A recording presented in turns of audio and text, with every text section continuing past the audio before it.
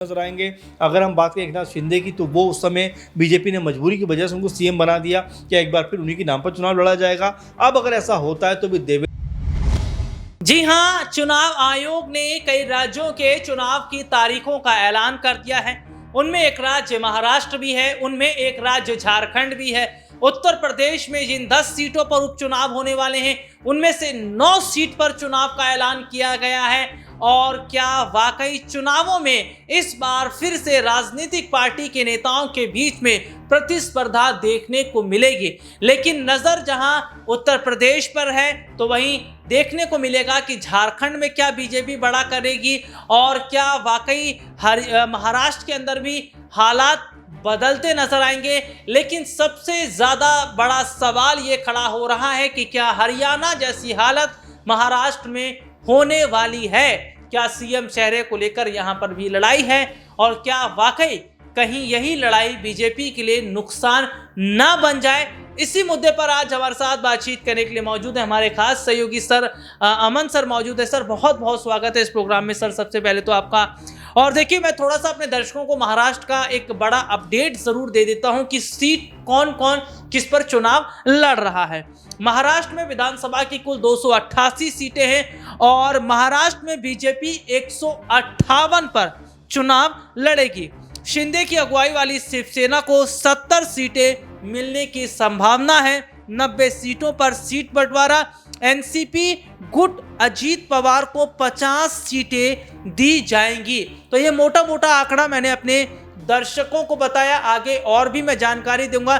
Sir के पास हम चल रहे हैं। सर, मैं अगर बात करूं तो जो हाल हम हरियाणा के अंदर देख रहे थे, वहां पर भी 3 चेहरे, महाराष्ट्र में भी 3 चेहरे। एकनाथ शिंदे जो कि ऑलरेडी मुख्यमंत्री पद पर हैं, अजीत पवार मुख्यमंत्री बनने की रेस में हैं, देवेंद्र फडणवीस भी रेस में हैं। लेकिन सर, इसमें एक बात ये हो जाती है कि जो अजीत गुट है उनको 50 सीटों की बात कही जा रही है कि 50 सीटें दी जाएंगी और जो शिंदे की अगुवाई वाली शिवसेना है उन्हें 70 सीट, यानी कि एकनाथ शिंदे का क्या रोल है, इस बात को बीजेपी बेहतर तरीके से समझ रही है। और क्या वाकई सर देखा जाए इस बार का जो चुनाव है वो शिंदे के चेहरे पर लड़ा जाएगा या फिर सीएम चेहरा कोई और होगा, या महाराष्ट्र में भी उसी तरीके से हालात होंगे? क्या यहाँ पर भी बगावत देखने को मिल सकती है? देखिए, बिल्कुल जाहिर बात है कि चुनावों का अनाउंसमेंट हो गया है। झारखंड और महाराष्ट्र में दोनों जगह चुनाव है। 13 तारीख को पहले चरण में झारखंड में है, 20 तारीख को यानी 20 नवंबर को दोनों जगह पर झारखंड और महाराष्ट्र में चुनाव है। इस तरह से दोनों जगह चुनाव संपन्न होने के बाद 23 तारीख को रिजल्ट भी है। तो ऐसे में अब ये मानिए कि देखिए, कह सकते हैं 2 राज्यों में चुनाव निपटा है, जम्मू कश्मीर और हरियाणा में। अब फिर चुनावी बिगुल हो गया है झारखंड और महाराष्ट्र में। अब यहाँ से जो राजनीति बिसात है वो पूरी तरह बिछती हुई नजर आती है कि क्या वाकई में यहाँ पर बीजेपी या उनका गठबंधन इतना ताकतवर है कि महाराष्ट्र में एक बार फिर जो कह सकते हैं ये गठबंधन सरकार बनाने के लायक है, काबिल है। आप अजीत पवार की बात कर रहे हैं, तो मैं सोच रहा था कि अजीत पवार को लेकर चलेगी बीजेपी या नहीं लेकर चलेगी। आरएसएस ने कहा कि अजीत पवार तो हमारे विचारधारा के हैं नहीं, तो उनको साथ लेकर चलने का क्या मतलब है। इसके अलावा आपने देखा कि कई ऐसे मुद्दे रहे जहाँ पर अजीत पवार की जो पार्टी है वो कह सकते हैं बीजेपी या एनडीए कांग्रेस से नाखुश नजर आई। आपने देखा कुछ दिनों पहले बाबा सिद्दीकी जो एनसीपी अजीत पवार की पार्टी के नेता थे, उनकी जिस तरह गोली मारकर हत्या कर दी गई, उसको लेकर भी बहुत ज़्यादा दुखी अजीत पवार नजर आए। यहाँ तक कि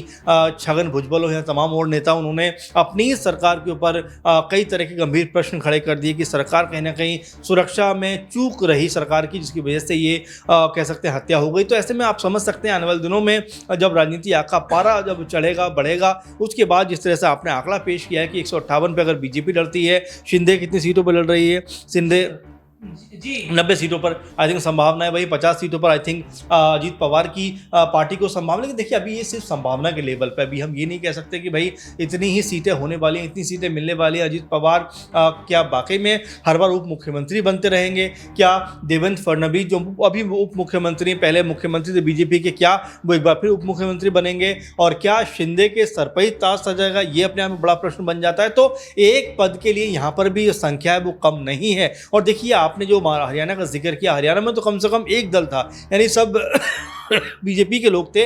लेकिन अगर हम महाराष्ट्र की बात करें तो तीनों बड़े दल अलग अलग नजर आते हैं। आप शिंदे गुट को देखिए, वो कह सकते हैं शिवसेना में टूट कर आए हैं। अजीत पवार का गुट देखिए, वो एनसीपी से टूट कर आया है। वहीं बीजेपी की बात करें तो यहाँ पर इन दोनों को मिलाकर क्या वो चल पाएंगे? और सबसे बड़ी बात कि मुख्यमंत्री की जो लड़ाई है क्या वो यहाँ पर खत्म होती हुई नजर आएगी? मैं कुछ समय पहले एनसीपी की रूही जी से बात कर रहा था, उन्होंने भी बात कही थी कि भाई 5 बार के उप मुख्यमंत्री बन चुके हैं अजीत, कह सकते हैं कि दो क्या आने वाले दिनों में उनको मुख्यमंत्री बनाया जा सकता है, बनना चाहिए? उन्होंने कहा बिल्कुल, क्यों नहीं बनना चाहिए। तो ऐसे में अब शरद पवार, अजीत पवार जिस तरह से अलग अलग हुए, उसके बाद अब अजीत पवार कहीं ना कहीं सीएम बनने की ख्वाहिशें अपनी जाहिर कर रहे हैं, तो क्या वो भी इस पद पर कहीं ना कहीं अड़ंगा डालते हुए नजर आएंगे? अगर हम बात करें एकनाथ शिंदे की, तो वो उस समय बीजेपी ने मजबूरी की वजह से उनको सीएम बना दिया। क्या एक बार फिर उन्हीं के नाम पर चुनाव लड़ा जाएगा? अब अगर ऐसा होता है तो भी देवेंद्र फडणवीस का क्या होगा, जो मुख्यमंत्री रह चुके हैं, सफल सरकार चला चुके हैं, लेकिन इस समय मौजूदा सरकार में उप मुख्यमंत्री के दायित्व को निभा रहे हैं। तो कई तरह के कोई मुश्किलें हैं बीजेपी के सामने। क्या उनको फेस कर पाएगी? क्या उनसे आगे निकल पाएगी? अगर उनको फेस नहीं किया, ठीक से उनको हैंडल नहीं किया, तो यहाँ पर बीजेपी के अंदर भी बगावत होती हुई नजर आएगी। जी, और देखिए सर ने साफ तौर पर बताया कि भैया बीजेपी में भी बगावत हो सकती है, क्योंकि यहाँ पर भी मुख्यमंत्री चेहरे को लेकर तमाम सवाल खड़े हो रहे हैं, सीएम कुर्सी को लेकर सवाल खड़े हो रहे हैं। क्योंकि कुछ समय पहले अजीत पवार ने एक बयान दिया, उन्होंने कहा कि विधायक चाहिए थे तो मेरे से बात बता दिए होते, मैं विधायक दे देता। यानी कि वो अपनी ताकत बताना चाह रहे हैं कि भैया मेरे पास इतने विधायक हैं। लेकिन क्या सोच समझकर यहाँ पर सीटें बांटी गई? जिस तरीके से बात करें कि शिंदे की अगुवाई वाली जो शिवसेना 70 सीटें मिलने की संभावना है, और 90 सीटों पर जिस तरीके से हम देख रहे हैं कि जो सीटों का बंटवारा हुआ है, और देखिए कहीं ना कहीं हम यहाँ पर देख रहे हैं कि अजीत पवार जो गुट है उसको भी 50 सीटें देने की बात कही जा रही है। तो अजीत पवार गुट जो है उसको 50 सीटों की बात हो रही है, लेकिन यहाँ पर बड़ा रोल एकनाथ शिंदे को सर कहीं ना कहीं देखने को मिला है। लेकिन सर मैं यहाँ पर उद्धव ठाकरे का जिक्र भी इसलिए करना चाहूंगा क्योंकि वो भी बीजेपी के साथ रहकर महाराष्ट्र में हमने देखा सरकार चला चुके हैं। तो क्या उद्धव ठाकरे की कुछ संभावनाएं बन रही हैं विपक्ष में सीएम चेहरे के तौर पर? क्योंकि अभी एक खबर सामने आई थी कि एक बड़ा झटका अजीत पवार को लगा है, उनका कोई एक करीबी जो है वो शरद पवार के साथ हाथ मिलाता नजर आया है, और ये तब हुआ है जब महाराष्ट्र में हम देख रहे हैं कि विधानसभा चुनाव की तारीखों का ऐलान हो गया। देखिए बिल्कुल जाहिर बात है, और जब चुनाव कहीं पे भी नज़दीक आता है तो ये सब संभावनाएं बनती हैं, कौन कहीं आता है कौन कहीं जाता है। लेकिन महत्वपूर्ण बात यह है कि पार्टी का जो मोटिव है वो किस तरह से आगे बढ़ता हुआ नजर आता है। आप देखिए एनसीपी की बात करें तो एनसीपी में जो अजीत पवार अलग हो जाते हैं, तमाम विधायक लेकर चले जाते हैं, तमाम सांसद लेकर चले जाते हैं। अब क्या उनको वही पोजीशन मिलती हुई नजर आएगी? शिंदे जब अलग होते हैं उद्धव ठाकरे गुट से, उनको मुख्यमंत्री बना दिया जाता है, तो क्या अब उसी पोजीशन में बीजेपी उनको एक्सेप्ट करना चाहेगी? तो देखिए असली खेल तो अब शुरू होगा कि यहाँ पर बीजेपी ने चाहा कि भाई हमारे कुनबे से मुख्यमंत्री बनना चाहिए, हमारी पार्टी से मुख्यमंत्री बनना चाहिए, फिर एकनाथ शिंदे क्या करेंगे? तो अब कई तरह की कह सकते हैं चीज़ों में बीजेपी यहाँ पर घिरती हुई नजर आएगी। जो सहयोगी दल हैं क्या वास्तव में वो अब चाहेंगे कि एकनाथ शिंदे को ही मुख्यमंत्री बनाया जाए? खुद बीजेपी चाहेगी? अगर अजीत पवार ने मान लीजिए बोल दिया मुझे मुख्यमंत्री बनना, तब क्या करेंगे? तो यहाँ पर बीजेपी के लिए मुश्किलें ज़्यादा बढ़ती हुई नजर आएंगी। भाई उद्धव ठाकरे की बात करें, उद्धव ठाकरे ने यही बात कही है कि भाई अगर तमाम लोग चाहेंगे, तमाम जो मेरे सहयोगी दल अगर वो चाहेंगे मुख्यमंत्री मैं बनूं, तो जाहिर बात है मैं बनूंगा, लेकिन इसका मतलब ये नहीं बन जाता है कि मैं ही बनूंगा, क्योंकि संभावना उन्होंने बता दी कि अगर कोई और मुझसे काबिल है तो वो यहाँ बन सकता है। लेकिन अगर हम बीजेपी की बात करें तो यहाँ पर 3 बड़े चेहरे हैं जो मुख्यमंत्री बनने की रेस में आ गए हैं। बीजेपी इन्हें कैसे मैनेज करेगी, ये मेरे ख्याल देखना सबसे बड़ा अधिक दिलचस्प यहाँ पर होने वाला है। जी, और देखिए बाकायदा सर ने ये बताया कि किस तरीके से केवल सत्ता पक्ष में नहीं, विपक्षी पार्टियों के अंदर भी हलचल दिखाई दे रही है, क्योंकि उद्धव ठाकरे भी ये चाहते हैं कि भैया वो भी सीएम पद को संभाले। लेकिन क्या हरियाणा जैसी, बार बार हम यही बात कर रहे हैं, हरियाणा जैसी स्थिति क्या महाराष्ट्र में होती नजर आएगी? क्योंकि यहाँ पर भी 3 बड़े चेहरे हैं, चाहे मैं एकनाथ शिंदे का जिक्र कर लूं या बात अजीत पवार का कर लूं, या हम यहाँ पर देख रहे हैं जिस तरीके से देवेंद्र फडणवीस भी इस रेस में नजर आ रहे हैं। और कहीं ऐसा तो नहीं है, देखिए एकनाथ शिंदे का हाल ही में एक बयान सामने आया जिसमें एकनाथ शिंदे ने क्या कहा कि दाढ़ी वालों को हल्के में मत लीजिएगा, क्योंकि ये दाढ़ी वाले वही हैं जिन्होंने चालू सरकार को गड्ढे में डाल दिया।